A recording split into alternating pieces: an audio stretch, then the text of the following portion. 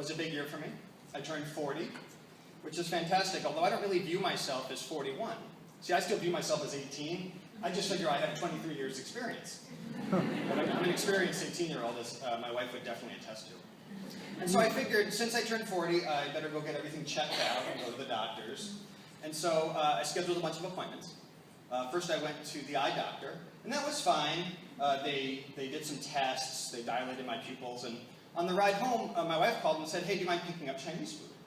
So I get to the Chinese food place, but by this time, my pupils are fully dilated, I can't really see anything, the lights are bothering me. And so I'm trying to look at the menu and I'm walking in going like this, making faces, and yeah, I think they thought I was making fun of them when I walked in.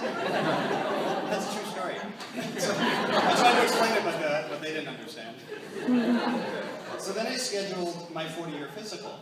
Now, when you're a man, the 40-year physical is very different than the 39-year physical. There's a whole bunch of tests that they didn't do the prior year. But here's what I don't understand, right? It's 2014.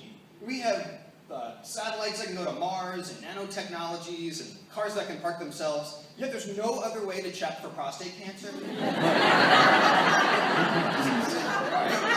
And so, when he was done with the exam, I was actually thinking that in some cultures and religions, he and I might have to get married. Just based on the interaction. So, the good news is he said my lungs felt fine. So. What was strange is that this was actually my dentist appointment. So I just figured he was trying to check my teeth the long way, you know, like, hey, yes, I went there, thank you. So once I got the clean bill of health, I figured I better keep working out, make sure that I stay healthy, and I started those insanity videos, right, with Shaun T. And it was going great for a couple of weeks until I did some sort of exercise where I pulled my neck in such a way that I couldn't look left for about 4 days. I'd have to like sort of like do this, right? You can imagine what happened when I went back for Chinese food, right?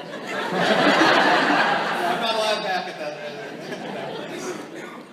And so Cigna is actually an employer that really cares about the health of the employees, which I think is great. For example, if you want to smoke, you have to go outside, right? So you can no longer inhale cigarettes in the lobby.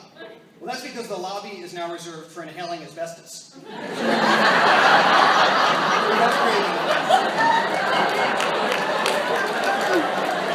didn't realize that one of the benefits of employment here would be mesothelioma. It's a benefit. So I was thinking, I might have to go back to my dentist and get my lungs checked again.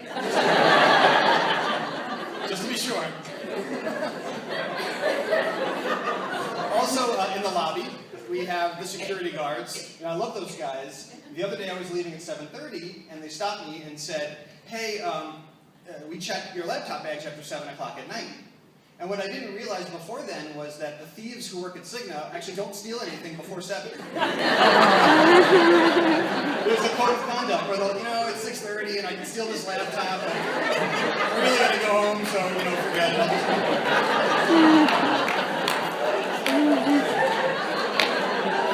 It's true, right? And then lastly, in the lobby, we also have the revolving doors and the handicap entrance.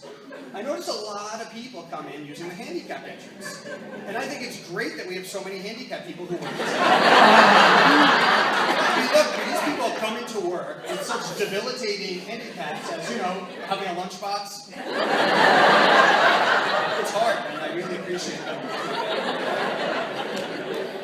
So really, I would summarize and close with this, and I'd say, you know, in summary, don't get older. Don't make fun of the Chinese food people. Don't breathe in asbestos. Don't use the handicap door unless you really need to. And don't forget to give to the United Way. Thank you.